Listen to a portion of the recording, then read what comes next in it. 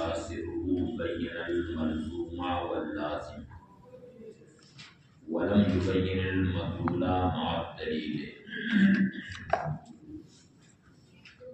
مصنف کو احساس رکوع نے ملزوم اور لازم دونوں کو بیان کیا۔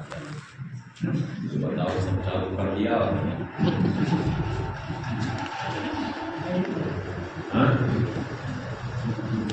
ٹھنڈی لگ رہی ہے؟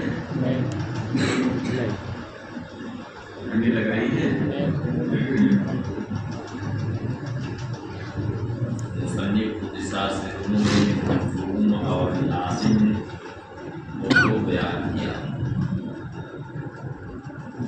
مگر دلیل کے ساتھ مطلوب کو بیان نہیں فرمایا۔ اس کی وجہ یہ ہے کہ منع جس طرح سے اصل ملازمہ پر وارد ہوتی ہے اسی طرح سے منع لام لازم پر بھی وارد ہوتی ہے، یعنی منع دونوں پر وارد ہوتی ہے، ملازمہ پر بھی اور بطلان لازم پر بھی وارد ہوتی ہے۔ اس لیے یہاں ملزوم اور لازم دونوں کو بیان کرنا مناسب تھا، جبکہ مدلول پر منع وارد نہیں ہوتی، منع مدلول پر وارد نہیں ہوتی۔ ثم اعلم انه قدس سره بین الملزوم واللازم، پھر جان لو کہ مصنف قدس سرہ نے ملزوم اور لازم کو بیان کیا ہے، ولم یبین المدلول مع الدلیل، مگر دلیل کے ساتھ مدلول کو بیان نہیں کیا۔ لأنه كثيرا ما يرد المنع على بطلان اللازم، اس لیے کہ منع اکثر و بیشتر بطلان لازم پر وارد ہوتی ہے، کما یرد علی اصل الملازمت، جیسا کہ اصل ملازمہ پر وارد ہوتی ہے۔ ولہذا اردفع تعریفها بتعریف المنع، یہی وجہ ہے کہ مصنف نے ملازمہ کی تعریف کے بعد منع کی تعریف کی۔ لگ رہا ہے کہ ان کو ٹھنڈک لگ رہی ہے، اس سے بھی کافی موٹی بات لیا ہے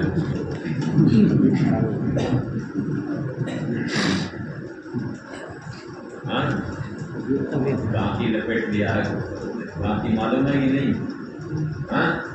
اسے کہتے ہیں کافی۔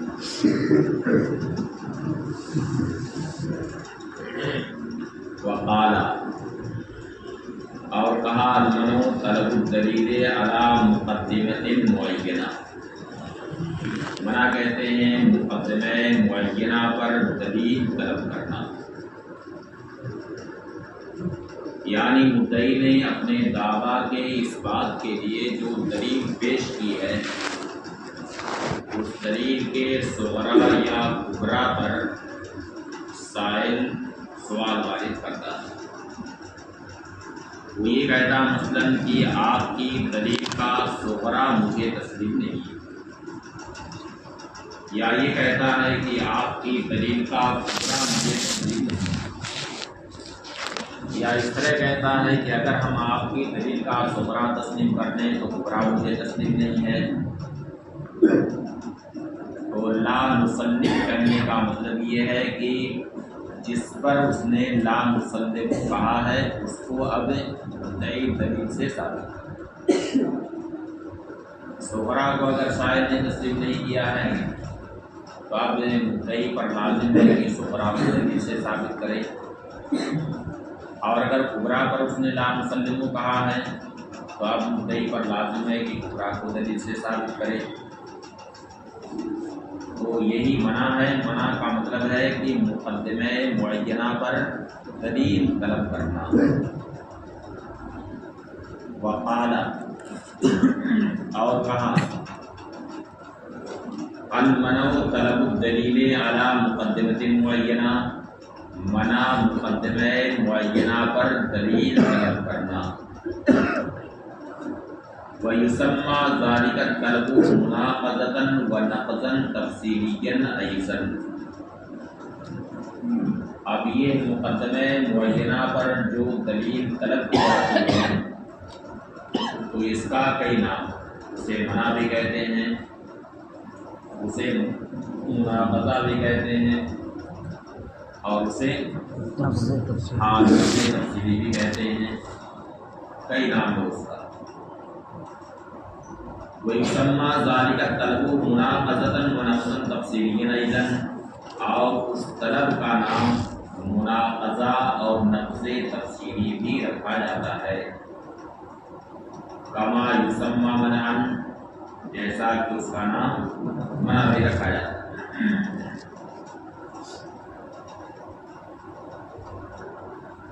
بعض لوگوں نے منع کی تعریف اس طرح سے کی، طلب الدلیل علی مقدمۃ معینۃ منہ،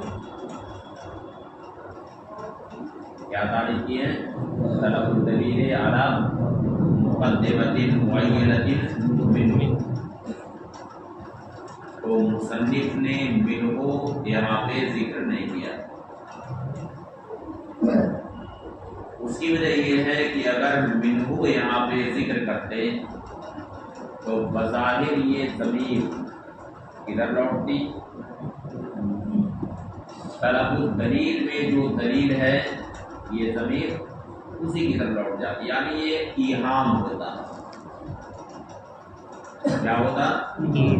ایہام، یعنی بظاہر ذہنوں میں یہ بات آتی کہ یہ ضمیر اس دلیل کی طرف لوٹ رہی ہے جو طلب الدلیل میں مداخل ہے، حالانکہ اس دلیل کے مقدمے پر دلیل طلب کرنا مقصود نہیں ہے، بلکہ مدعی نے اپنے دعویٰ کو ثابت کرنے کے لیے جو دلیل پیش کی ہے اس کے مقدمے پر دلیل کا مطالبہ مقصود ہے۔ سمجھ گئے؟ سر کے اوپر سے بات چلی گئی لگتا ہے، نہیں سمجھ میں آیا؟ اگر منہ یہاں پہ ذکر کرتے تو بظاہر یہ ضمیر کدھر جاتی؟ طلب الدلیل میں جو دلیل ہے اس کی طرف یہ ضمیر لوٹتی، بظاہر ایسا ہی نام ہوتا۔ تو آگے منع کی تعریف یہ ہوتی کہ دلیل طلب کرنا تو اسی دلیل کے مقدمے پر جس دلیل کا مطالبہ ہو رہا، حالانکہ وہ دلیل تو ابھی پائی ہی نہیں گئی تو اس کے مقدمے پر دلیل طلب کی جائے۔ یہاں تو سائل کا مقصود یہ ہے کہ مدعی نے اپنے دعویٰ کو ثابت کرنے کے لیے جو دلیل پیش کی ہے اس دلیل کے مقدمے پر دلیل کا مطالبہ یہاں پہ مقصود ہے۔ اس وجہ سے مصنف نے یہاں پہ منہ کو ذکر نہیں کیا، یعنی دلیل کی ضمیر یہاں پر ذکر نہیں کی ہے تاکہ اس طرح کا ایہام یہاں پہ نہ ہو۔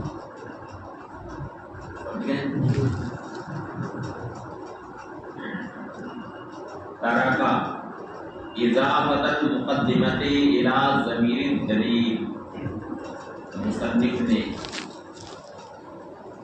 دلیل کی ضمیر کی طرف مقدمے کی اضافت ترک کر دی، یعنی علی مقدمۃ معینۃ منہ نہیں کہا، لأنہ یوہم ظاہرہ، اس لیے کہ اس کا ظاہر اس بات کا ایہام کرتا ہے کہ مطلوب یہاں پر خود اس دلیل کے مقدمے پر دلیل طلب کرنا ہے، المطلوب جو دلیل ابھی مطلوب ہے، ولیس الامر کذالک، حالانکہ ایسا نہیں۔ وقیدھا بالمعینۃ، مصنف نے مقدمہ کو معینہ سے مقید کیا، یعنی مقدمہ معینہ پر دلیل طلب کرنا، مقدمہ معینہ پر دلیل طلب کرنا. معینہ کی قید اس وجہ سے لگائی ہے تاکہ نفذ اجمالی سے کوئی اعتراض پیدا نہ ہو،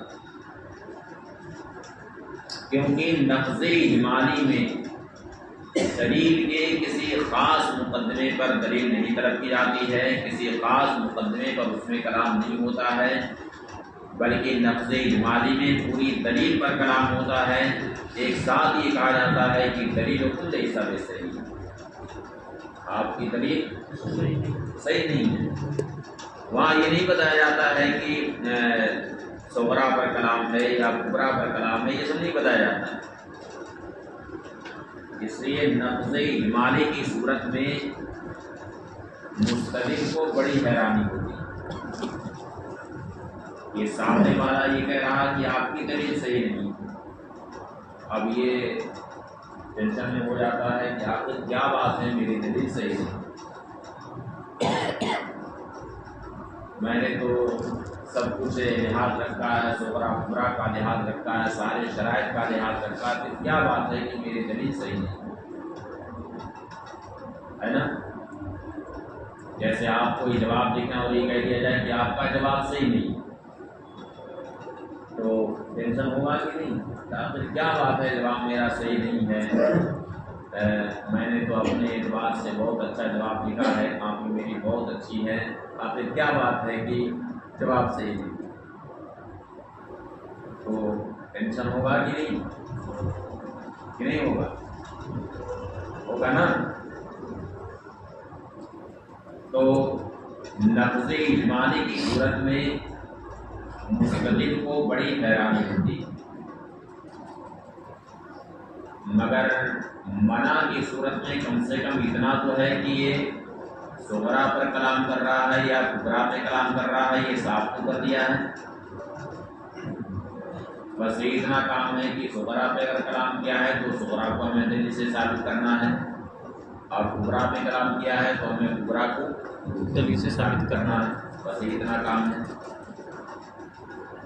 تو معینہ کی قید جو یہاں پہ لگا دی ہے وہ اس وجہ سے قید لگی ہے تاکہ نفذ اجمالی سے کوئی اشکال وارد نہ ہو، کیونکہ نفذ اجمالی میں مقدمہ معینہ پر کلام نہیں ہوتا ہے بلکہ دلیل پر کلام ہوتا ہے. وقیدها بالمعینہ، اور معینہ سے مقید کیا لئلا یرد النقض بالنقض الاجمالی، تاکہ نقض اجمالی سے نقض وارد نہ ہو. ڈیلا. اب سوال یہ پیدا ہوتا ہے کہ منع کی تعریف یہ کی گئی ہے کہ مقدمہ معینہ پر دلیل طلب کرنا. اس سے ظاہر یہ ہوتا ہے کہ منع اسی وقت کہیں گے جبکہ کسی ایک مقدمے پر دلیل طلب کی جائے. حالانکہ کبھی منع دلیل کے دونوں مقدموں پر وارد ہوتی ہے، صغرا پر بھی وارد ہوتی ہے اور کبرا پر بھی وارد ہوتی ہے تفصیل کے طور پر. مثلاً سائل یہ کہتا ہے کہ آپ نے جو دلیل پیش کی ہے اس دلیل کا صغرا مجھے تسلیم نہیں، اور اگر میں صغرا کو تسلیم کر لوں تو کبرا مجھے تسلیم نہیں. تو یہاں پہ منع دلیل کے دونوں مقدموں پر تفصیلی طور پر وارد ہوئی، تو اس پر منع کی تعریف صادق نہیں آ رہی ہے، کیونکہ تعریف میں یہ کہا گیا کہ کسی ایک مقدمے معینہ پر دلیل طلب کرنا، اور یہاں پر ایک مقدمہ نہیں بلکہ دونوں مقدموں پر دلیل کا مطالبہ ہو رہا ہے، دونوں مقدموں پر منع وارد ہو رہی ہے.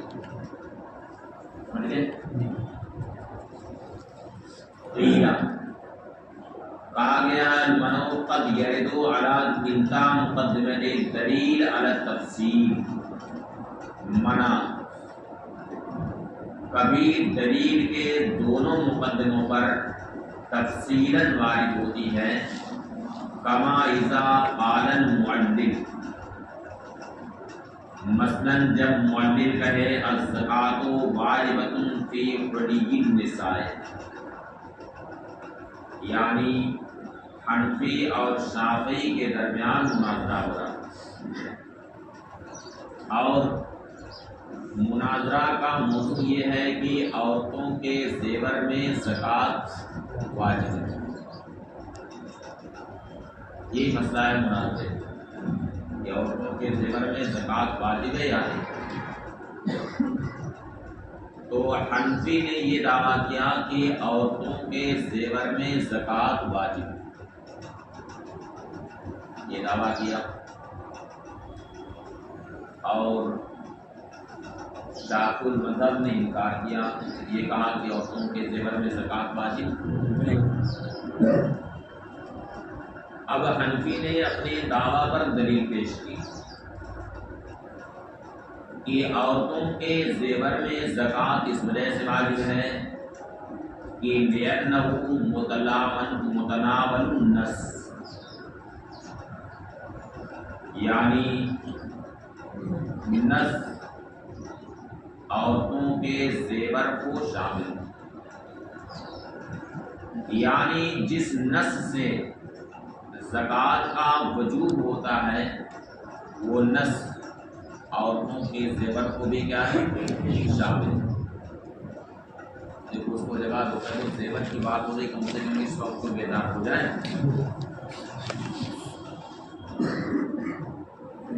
کیا دلیل پیش کی کہ جس نص سے زکوٰۃ کا وجوب ثابت ہوتا ہے وہ نص عورتوں کے زیور کو بھی شامل ہے۔ نص یہ ہے کہ ادو زکوٰۃ اموالکم، اپنے مالوں کی زکوٰۃ، یہ نص ہے کہ اپنے مالوں کی زکوٰۃ، لہذا جو بھی مال ہے سب کے لیے یہ حکم ہوا کہ اپنے مال کی زکوٰۃ، اور زیور عورتوں کا زیور وہ بھی مال ہے کہ نہیں؟ ہے نا مال؟ کوئی شبہ ہے مال ہونے میں؟ مال کسے کہتے ہیں؟ نہیں کسے کہتے ہیں مال؟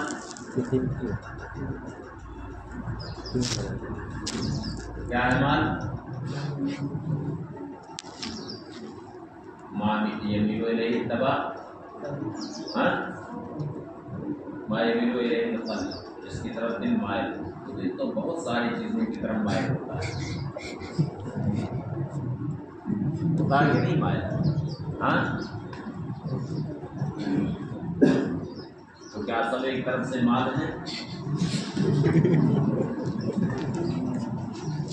ہاں سب ایک طرف سے مال ہے۔ آپ کا دل معلوم نہیں کس چیز کی طرف مائل ہوتا ہے۔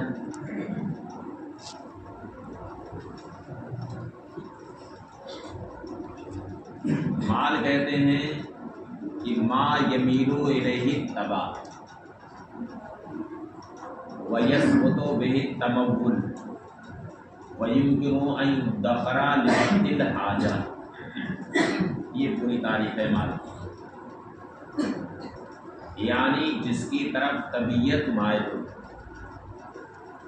اور اس سے تمول ثابت ہوتا ہے، اس سے تمول ثابت ہوتا ہو، یعنی جس کے پاس وہ مال ہے اسے متمول لوگ کہتے ہیں۔ اسے کیا کہتے ہوں؟ کیا؟ ہاں متمول اسے کہتے ہیں، اور وقت ضرورت کے لیے اس کی ذخیرہ اندوزی صحیح، وقت ضرورت کے لیے اس کی ذخیرہ اندوزی صحیح۔ اب یہ بتاؤ کہ زیور اس کی طرف دل مائل ہوتا ہے کہ نہیں؟ مائل ہوتا ہے کہ نہیں مائل ہوتا؟ بتاؤ، عثمی صاحب پیچھے بیٹھے ہیں، پوچھو مائل ہوتا ہے؟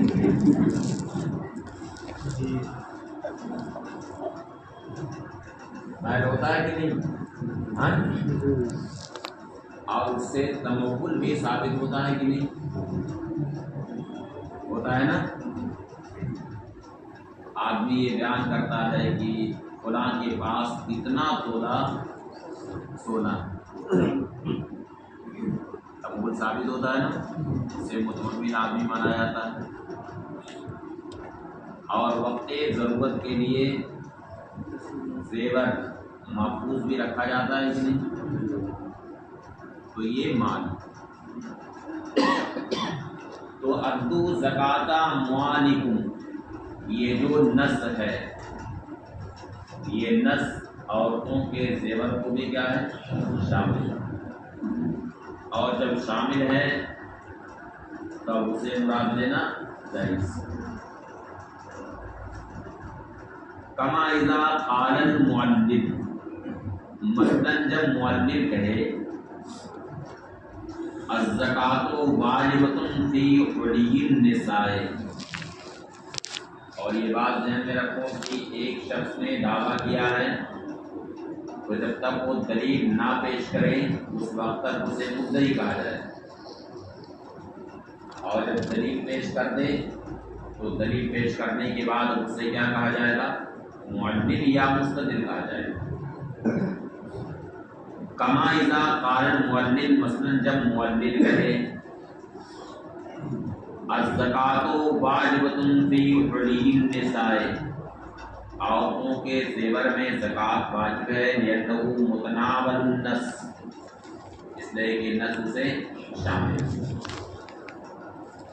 وہو قول علیہ السلام، وہ نص ہے نبی کریم علیہ السلام کا ارشاد ادو زکات اموالکم، اپنے مالوں کی زکات۔ وکل ما ہوا متناول النص، اور ہر وہ چیز جس کو نص شامل ہو فہو جائز الارادہ، اسے مراد لینا جائز۔ وکل ما ہوا جائز الارادہ فہو مراد، اور ہر وہ جسے مراد لینا جائز ہو وہی مراد۔ تو نتیجہ یہ نکلا کہ محل نزاع وہ مراد، یہ دلیل مکمل ہو گئی۔ فیقول السائل، اب سائل یہاں پہ جب منع وارد کرنا چاہے گا تو اس طرح کہے گا کہ لا نسلم ان محل النزاع متناول النص، ہمیں یہ تسلیم نہیں ہے کہ محل نزاع یعنی جس مسئلے میں ہمارا اور آپ کا نزاع، کون سا مسئلہ؟ زیور میں زکوٰۃ کا مسئلہ، ہمیں یہ تسلیم نہیں ہے کہ محل نزاع متناول النص ہے یعنی نص سے شامل ہے، یہ ہمیں تسلیم نہیں۔ وَإِن سَلَّمْنَا، اور اگر ہم اسے تسلیم کر لیں، لیکن لا نسلم أن كل ما هو متناول النص هو جائز الارادہ، لیکن ہمیں یہ تسلیم نہیں ہے کہ نص جس کو شامل ہے اسے مراد لینا جائز، یعنی یہ ہمیں تسلیم نہیں ہے کہ نص جس مال کو نص جس کو شامل ہے تو نص سے مراد لینا جائز، کیونکہ کتنے ایسے اموال ہیں کہ مال کی تعریف ان پر صادق آتی ہے لیکن ان میں زکوٰۃ نہیں۔ وَإِن سَلَّمْنَا ذَلِكَ، اور اگر ہم اسے تسلیم کر دیں کہ نص جس کو شامل ہے تو اسے مراد لینا جائز ہے، لیکن لا نسلم، لیکن ہمیں یہ تسلیم نہیں ہے کہ انا کل ما ہوا جائز الارادہ ہوا مراد، کیا وہ اس کا مراد لینا جائز ہے تو مراد۔ تو یہاں پر دیکھیے کئی مقدمے پر منع وارد ہوئے،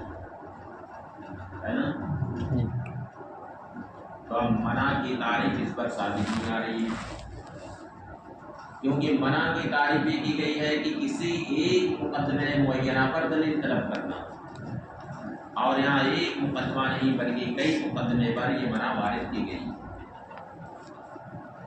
تو اس کا جواب یہ دیتے ہیں کہ اشکال تو اس وقت پیدا ہوتا جب یہ سب ملا کر کے ایک منع اسے قرار دیا جاتا، اور یہ ایک منع نہیں ہے بلکہ کئی منع ہیں، یعنی جس مقدمے پر منع وارد ہوگی وہ ایک منع ہو جائے۔ تو یہاں 3 مقدمے پر منع وارد کیا ہے تو کتنی منع ہیں؟ 3 منع۔ ولا یذهب علیک ان ذالک منوع، اور آپ پر یہ بات مخفی نہ رہے کہ ان ذالک منوع، یہ کئی منع ہیں، لا منع واحد، یہ ایک منع نہیں۔ فالحق ما ذکرہ قدس سرہ، تو حق وہی ہے جو مصنف قدس سرہ نے ذکر کیا ہے منع کی تعریف کہ مقدمہ معینہ پر دلیل طلب کرنا۔ اب چونکہ منع کی تعریف میں لفظ مقدمہ آ گیا ہے، اس لیے مقدمہ کا ہی معنی بتانا ضروری ہے کہ مقدمہ کسے کہتے ہیں، ضروری ہے نا؟ کیوں ہے نا ضروری؟ اس کا مطلب ہے کہ آپ لوگوں میں سے کسی کو یہ معلوم نہیں ہے کہ مقدمہ کسے کہتے ہیں، اور چونکہ مقدمہ منع کی تعریف میں محفوظ ہے، لابد من بیان معنیٰ، تو اس کا معنی بیان کرنا ضروری ہے۔ فلذا قال، یہ مسکراہٹ کسی چیز کی غمازی کر رہی ہے۔